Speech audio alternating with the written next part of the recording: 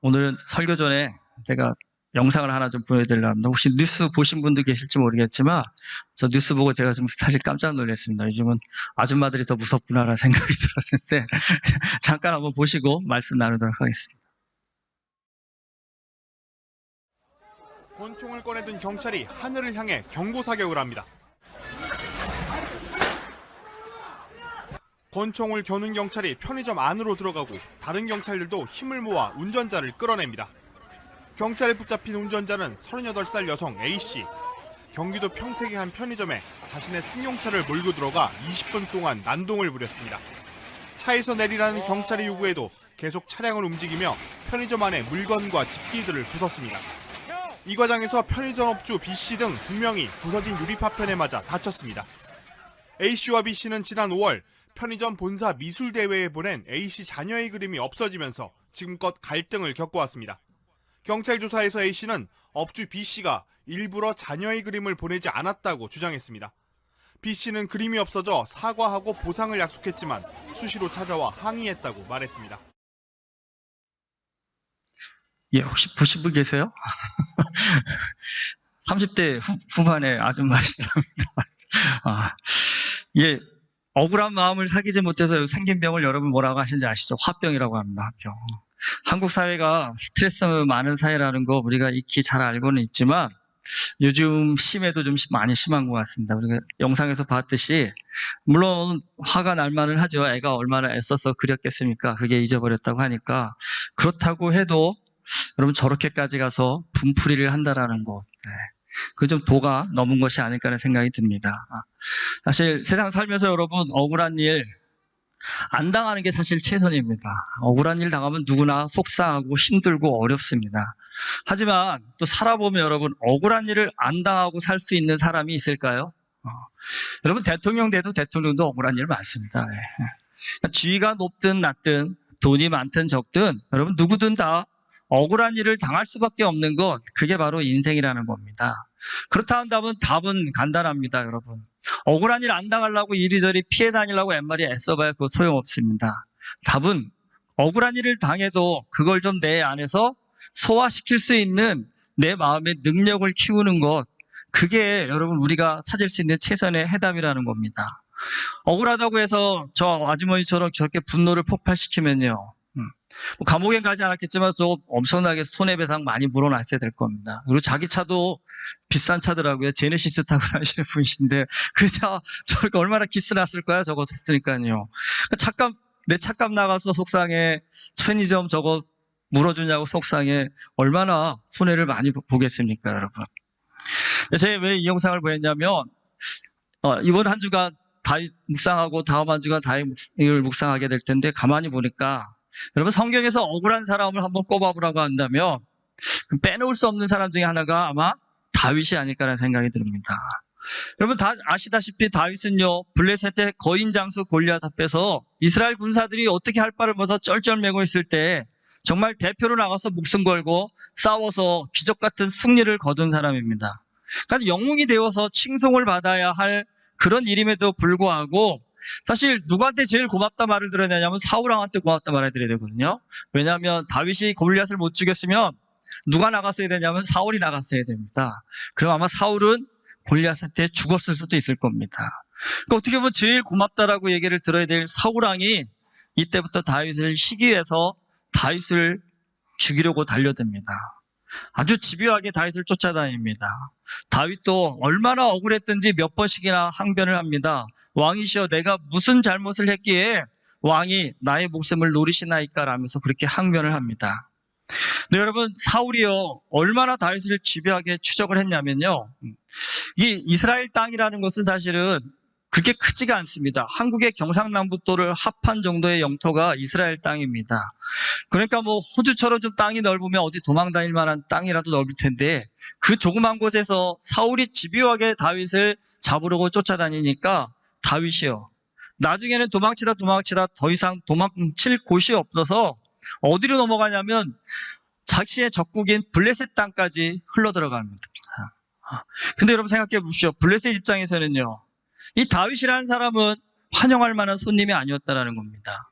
그러니까 자신들의 뛰어난 장수인 골리앗을 죽인 원수가 자기 발로 지금 블레셋에 들어온 겁니다. 그러니까 다윗이 딱 블레셋 왕의 눈치를 보았습니다. 나를 살릴까 죽일까. 딱 봤더니요, 언짢아 하면서 기분 나빠한다는 것을 알고 다윗이 순간 살아야겠다라는 그 기질을 발휘해가지고 자기 수염에 침을 흘리면서 미친 사람 척을 합니다. 미친 척을 합니다. 그랬더니 블레셋 왕이 화가 나서 우리나라에 미친놈이 없어가지고 어디 다른 미친놈까지 여기 불러왔느냐며 다윗을 쫓아내버립니다. 그러니까 겨우겨우 목숨을 구한 겁니다. 사실 그렇게 미친 척을 할 때 다윗도 아무 생각이 안 들었을 겁니다. 지금은 살아야 한다라는 그 급박한 상황이기 때문에 그렇게 했겠지만 여러분 한번 생각해 보십시오. 그렇게 미친 척을 하고 돌아왔을 때 다윗의 심정이 어땠을까요? 아마 첫 번째 드는 생각이 이럴 거 아니에요? 내가 이렇게까지 살아야 하나? 라는 그런 마음도 좀 들었을 테고요. 또 그 다음으로 드는 생각은 아마 화가 났을 겁니다. 나 아무 잘못도 안 했는데 사울 저놈 때문에 내가 이 비참한 꼴을 당하고 산다라며 아마 화가 솟구치지 않았을까라는 생각이 듭니다. 근데 여러분, 다윗의 억울함이라는 것이 여기서 끝이 났으면 그래도 좀 괜찮을 텐데 여기서 끝이 아닙니다. 사무엘상 23장에 보면요, 블레셋이 이스라엘의 그일라 마요를 침략해서 사람들을 재물을 뺏어가고 사람들을 괴롭힌다는 소식을 듣습니다. 다윗이 이 소식을 듣고요, 자신의 군사들을 데리고 가가지고 그 그일라 마을에 침략한 블레셋 사람들을 다 쫓아내줍니다. 그런데 다윗이 이렇게 한참 열심히 잘 싸우고 있을 때 사울 왕에게 다윗이 지금 그일라에 있다라는 소식이 전해집니다. 그러니까 사울이 좋다구나 하며 그일라로 다윗을 잡으려고 쫓아오고 있습니다. 참, 이 상황이 좀 애매합니다. 여기서 그일라 사람들이 어떻게 행동할지가 다윗에게는 굉장히 큰 관건입니다. 사실 사느냐 죽느냐의 문제가 될 수 있습니다. 아까 그일라 사람들이 자기를 잡으러 오는 사울과 같이 맞서서 싸워줄지 아니면 다윗을 배반하고 자기를 잡아다가 사울에게 넘겨줄지, 이 그일라 사람들의 속마음이 다윗으로서는 굉장히 궁금할 수밖에 없었습니다. 그래서 다윗이 여호와께 묻습니다. 그랬더니 여호와께서 뭐라고 말씀하시냐면 그일라 사람들이 너를 배반할 것이다. 그러니까 그 한마디만 해주십니다. 여러분, 다윗이 또 한 번 억장이 무너지겠죠. 목숨 걸고 싸워줬는데 그 목숨 걸고 싸워준 사람들이 자신을 배반한다는 겁니다. 다윗이 정말 좋은 일을 했음에도 불구하고 도망쳐 나옵니다. 여러분, 다윗과 같이 사실 우리가 살면서 억울한 일을 이렇게 계속적으로 겪다 본다면 마음에요, 울분이 가득해가지고 아마 화병이라는 것이 그냥 생길 겁니다. 여러분, 화병이 생기면 판단력이 흐려지게 되어 있습니다. 여러분, 판단력이 흐려지면 사실 저분만 뭐라 할 것이 아니라 우리도요, 살다 보면요, 언제 차 들고 어디를 돌진할지 모를 만큼 우리도 다 그런 화를 내면에 갖고 있다는 겁니다. 근데 다윗의 이 억울함이라는 것이 지금 극에 달한 상황입니다. 그런데 그런 극에 달한 다윗 앞에 아주 묘한 선택의 기회가 주어집니다. 다윗을 잡아주기겠다고 그렇게 집요하게 쫓아오던 사울을 죽일 수 있는 기회가 다윗에게 주어진 겁니다. 다윗과 그의 군사들이요, 자신을 추격하는 사울을 피해서 엔게디 광야의 한 동굴에 숨었다라고 합니다. 이 엔게디 광야가 어떻다라는 것을 말로만 들으면 우리가 이해가 안 가는데 제가 오늘 사진을 하나 보여드리도록 하겠습니다. 엔게디 광야 사진입니다. 이게 현재의 엔게디 광야라고 합니다. 그때도 이랬겠죠. 그 다음 화면도 보시면, 그러니까 저기는 잘 사이에 안 넣었지만 이게 쪽 굴들이 굉장히 동굴들이 많다고 합니다. 그러니까 다윗이 사울을 피하다 해서 한 동굴에 깊이 숨었습니다. 그런데 진짜 운명의 장난이라고 할까요? 사울이 아무리 왕이라 해도 화장실을 혼자 가야 되지 않습니까? 그러니까 볼일을 보러 동굴 안에 들어가는데 하필 다윗과 그의 군사들이 숨어있는 동굴에 들어왔다라는 겁니다. 여러분, 어떻게 판단하시겠습니까? 다윗의 군사들이 다윗에게 얘기합니다. 여호와께서 당신에게 원수를 넘기셨습니다라며 사울을 죽이자고 얘기합니다. 얼마나 이 절호의치 않습니까? 사실은 왕이 혼자 떨어져서 이렇게 죽일 수 있는 기회를 흔히 가질 수 있는 것이 아닌데 그런 기회를 잡았다라는 겁니다. 그런데 오늘 말씀에서도 보지만 다윗은요, 이 상황에서도 여호와의 기름 부음을 받은 자를 죽일 수 없다며 단지 그의 옷자락을 조금 베는 것으로 끝냅니다. 그런데 그것조차도 다윗이 마음 아파했다고 했습니다. 그럼 예전에는 참 이 말씀을 읽을 때 그냥 읽었는데 요즘 들어서 요번에 한번 다시 읽다 보니까 다윗은 도대체 어떤 마음의 사람일까라는 생각이 들었습니다.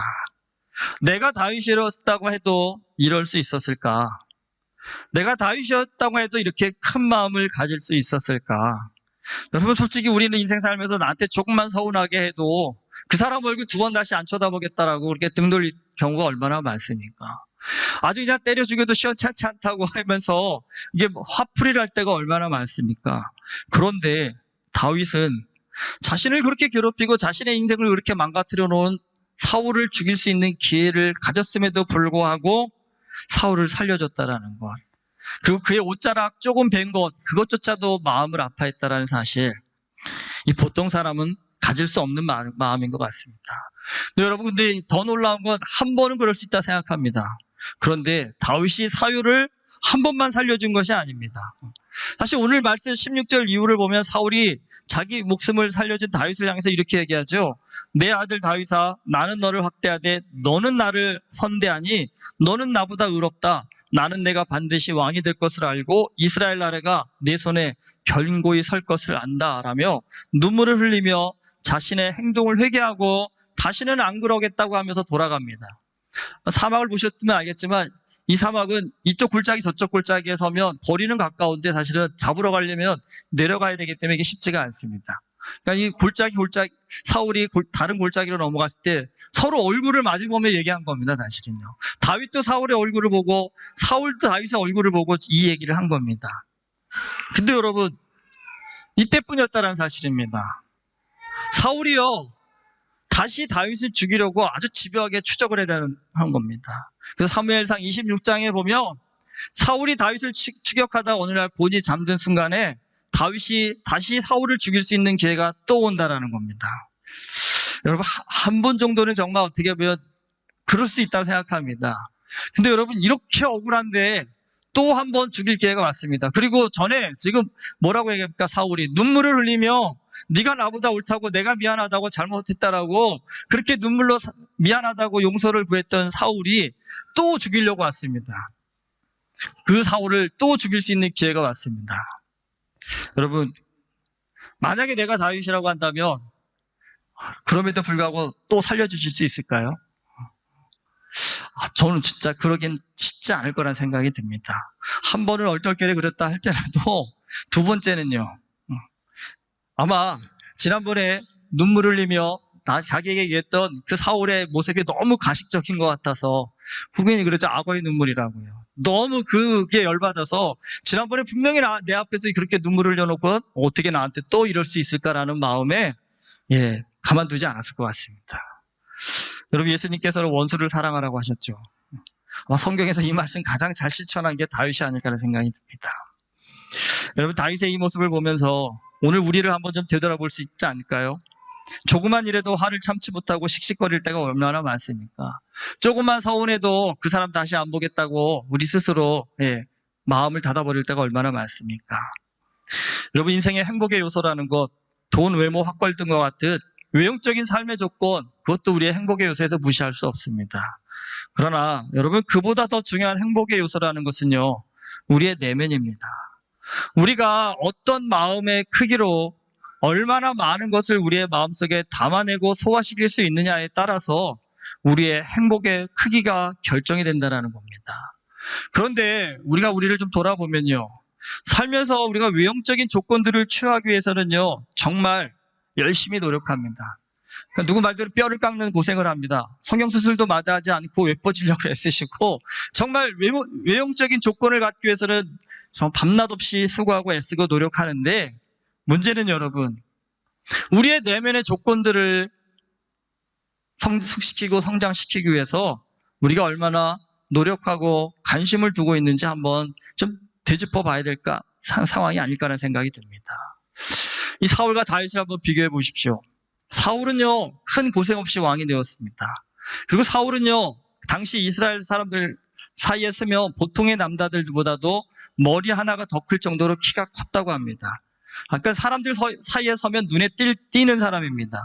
근데 키만 큰 것이 아니라 외모 또한 누가 보아도 왕이 될 만한 사람이라고 인정할 만큼 잘생겼다라고 했습니다. 그러니까 사무엘이 딱 사울을 처음 봤을 때 왕이 될 만한 풍모를 찢었다라고 인정할 만한 그런 사람이었다라는 겁니다.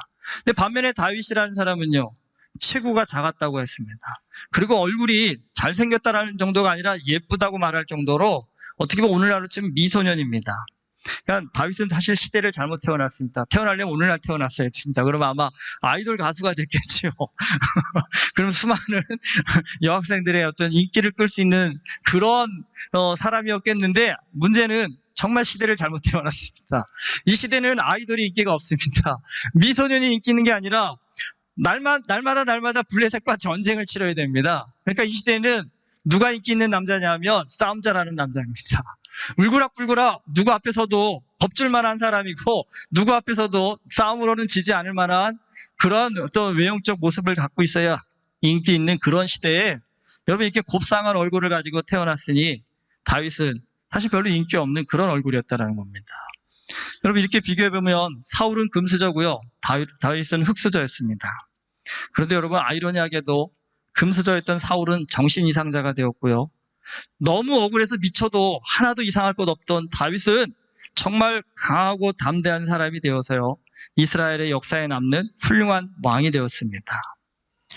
여러분 사울과 다윗의 인생을 가르는 것, 결정한 것, 그게 무엇인 것 같으십니까? 결코 외형적인 조건이 아니었습니다. 사울과 다윗의 인생을 결정한 것은 내면이었습니다. 그러니까 그 마음에 무엇을 담았는가에 따라서 그들의 인생이 달라졌다는 겁니다. 사울은요, 권력, 돈, 명예와 같은 세상적 조건을 마음에 담았고요, 다윗은 하나님 한 분만을 마음에 담았다는 겁니다. 여러분 세상의 조건이 마음에 담기면요, 여러분 죽을 때까지 쫓기는 인생을 살 수밖에 없는 것, 그게 바로 인생입니다.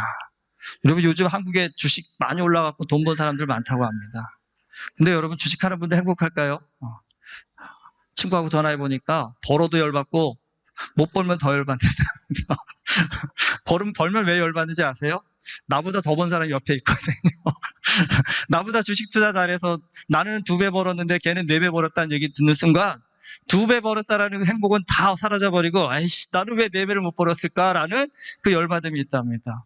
그런데 여러분 그 주식이 떨어지라고 해보십시오. 남들은 지금 10배, 10배 번다고 하는데 나는 손해봤다고 하니 이건 죽을 맛이랍니다. 여러분 그렇습니다. 이게 비단 돈만 그런 것이 아닙니다. 여러분 권력이란 것은 안 그럴까요? 여러분 정말 사법고시 패스해가지고 검사되면 좋을 것 같죠? 근데 여러분 그 안에서 스트레스 많더라고요. 검사도 어느 부서에 가느냐에 따라서 그 출세의 길이 달라진답니다. 소위 말하는 특수부, 여기는 정말 백 없는 검사들은 아무리 뭐 수석으로 합격을 했어도 어렵답니다. 그러니까 누가 제일 억울할까요? 수석으로 합격했는데 백이 없는 친구는 억울합니다. 왜냐하면 자기보다 분명히 성적이 안 좋은데 백이 좋아서 좋은 부서로 가는 걸 보면 세상 참 불공평하구나라고 열받는다라는 겁니다. 여러분 그걸 좀 소화해낼 수 있으면 좋잖아요.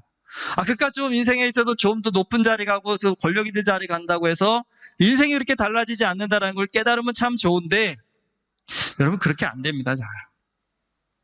제가 개인적으로 사실 부동산 투자 강의하고 주식 투자 강의하는 분들을 좀 아는 분들이 있는데, 여러분 이분들 치고 인생 행복하게 사는 분들이 없습니다.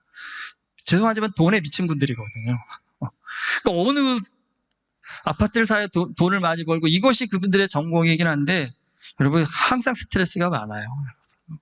세상 것이 다 그렇습니다. 여러분 이 세상 것은 취해도 목을 마르게 하는 바닷물과 같이 우리의 인생을 그렇게 고달프게 만든다는 겁니다.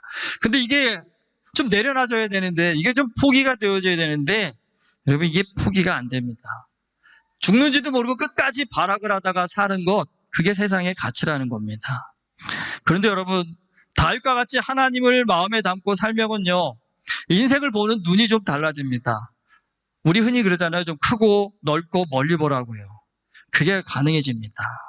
작은 이익에 집착해서 아둥바둥 사는 것이 아니라 하나님 나라의 큰 뜻을 실현하기 위해서 내가 어떻게 헌신할까? 내가 어떻게 내려놔야 될까? 어떻게 포기해야 될까? 그러니까 내 욕심, 고집, 가치 다 만족시키며 사는 인생을 추구하는 것이 아니라 그 욕심, 고집, 가치를 내려놓고 하나님 나라의 큰 마음, 높은 뜻을 품고 살고자 하는 은혜를 마음에 갖게 된다는 겁니다. 여러분, 세상 욕심에 가득한 사람하고 한번 대화 나눠보십시오. 천천히 나가요. 이렇게 넘어지면 더 울어.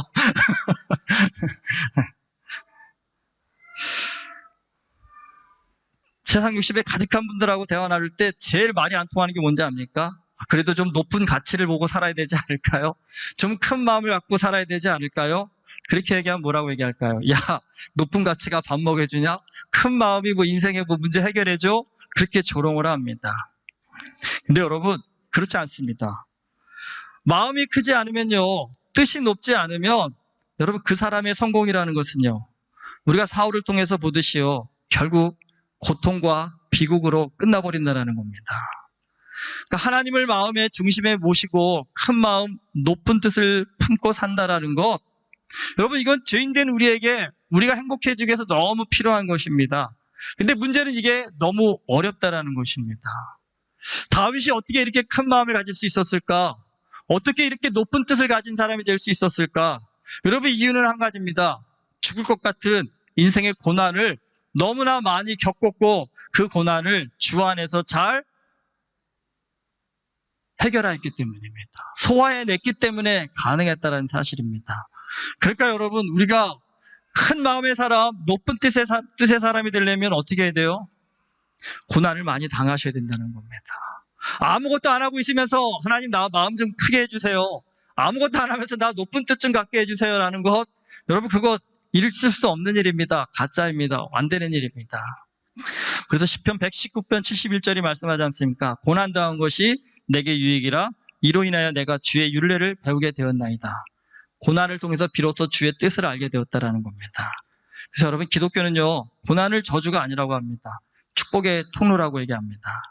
고난을 믿음으로 극복한 사람만이 하나님 나라의 큰 뜻과 높은 가치를 볼 수 있는 영의 눈이 열려지기 때문입니다, 여러분.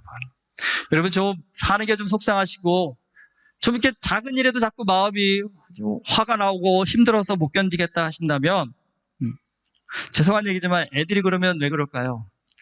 덜 맞아서 그렇다고 얘기할 수 있거든요. 그럼 어른이 그러면 왜 그럴까요? 어른도 그렇죠. 덜 맞아서 그렇죠, 우리가. 여러분 신앙생활을 내가 오래 했는데도 불구하고 이 마음이 자꾸 그렇게 부릴 때 일어난다 한다면 이유는 간단합니다, 여러분. 그리스도를 위해서 고난받아보질 않기 때문입니다. 신앙생활을 자꾸 내 욕심으로만 하려고 하기 때문입니다. 교회 와서도 마음 상하고 속상하고 이런 일을 자꾸 겪으면서 그럼에도 불구하고 내가 주를 위해서 봉사해야지, 그럼에도 불구하고 내가 하나님 나라를 위해서 참아야지, 헌신해야지 하면서 내 자신의 마음을 좀 깎고 좀 낮추고 그렇게 하면서 좀 마음을 넓혀가면서 이것 또한 나에게 유익이 될 것이다. 다른 사람이 내게 까닭없는 비난을 받아서 내가 속상해도 이것조차도 내 마음 안에서 저 까닭없이 비난하는 저 사람은 얼마나 더 힘들까라며 나보다는 그 사람을 배려해 줄 줄 아는, 여러분 이런 큰 마음을 가질 때요, 여러분 그렇게 되면 결국은 누가 제일 이익이겠습니까? 작은 일에 복닥복닥 사는 그러한 좁은 마음보다는 그냥 어떤 일이 닥쳐와도 좀 여유롭게 그 것들을 소화해내고 좀 여유롭게 대할 수 있는 그 큰 마음을 가진다 한다면 제일 행복한 사람은 나 자신이 되지 않을까요? 우리 자신이 되지 않을까요? 여러분 다윗의 삶을 한번 이번 주 다시 한번 좀 깊이 좀 묵상해 보십시오. 다윗만큼 억울하고 분하고 화나는 일을 우리는 겪고 있지는 않습니다. 그럼에도 불구하고 우리는 다윗만큼 여유롭고 수용적이고 포용적이고 용서할 수 있는 또 그러한 큰 마음을 갖지 못하고 있다는 사실을 한번 비교해 보시면서, 주님, 다윗도 하나님을 믿는 사람이고 나도 하나님을 믿는 사람인데 오늘 내 마음 가운데 좀 다윗과 같은 하나님 나라의 큰 뜻을 좀 품을 수 있는 마음, 하나님의 높은 뜻을 바라볼 수 있는 영적 깨달음을 좀 허락해 주십시오라고, 여러분 그냥 읽지 마시고 한 번쯤 다윗의 입장으로 돌아가셔서 불하고 하나는 이 시대 속에서도 우리가 어떻게 하면 영적으로 풍성하고 능력 있고 의뢰 있는 삶을 살아가야 될지를 한번 좀 깊이 고민하면서 묵상하시면서 한번 그 말씀들을 읽어보신다 한다면요, 우리의 삶이 좀 더 주님 안에서 더 능력 있고 여유로워지고 수용적인 그런 인생이 되지 않을까라는 생각이 듭니다. 여러분, 이번 한 주간 다윗의 그 삶을 깊이 묵상하셔서 다윗과 같이 믿음의 큰 마음으로 하나님의 나라를 이 땅에서도 누리며 사는 우리 모두가 될 수 있기를 주님의 이름으로 축원합니다. 기도하시겠습니다. 사랑의 하나님, 세상 내 힘으로 살 수 없습니다. 내 능력으로 살 수 없습니다. 그런데 어리석은 우리가 내 힘과 내 능력으로 살아보고자 애쓰고 힘쓰니까 사는 게 힘듭니다. 어렵습니다. 고통스럽습니다. 조그만 일에도 화가 나서 견딜 수가 없어서 부르르 떨며 살 때가 참 많음을 이 시간 고백합니다. 주님, 오늘 이 시간 주님의 은혜로 주님의 마음으로 우리의 마음을 다스려 주시옵소서. 다윗의 삶을 통해서 하나님, 우리가 하나님 나라의 큰 뜻을 품고 높은 가치를 가지고 살아가는 것이 우리에게 얼마나 필요하고 또 꼭 있어야 할 능력임을 깨닫게 하여 주시옵시사. 은혜께 모든 성도들이 깊은 은혜 가운데 그 다윗의 삶을 묵상하며 나아가올 때에 성령께서 다윗에게 임자하셨던 그 은혜, 오늘 우리에게도 동일하게 허락하여 주실 줄 믿습니다. 주님 함께하여 주시옵소서. 예수 그리스도 이름으로 기도드립니다. 아멘.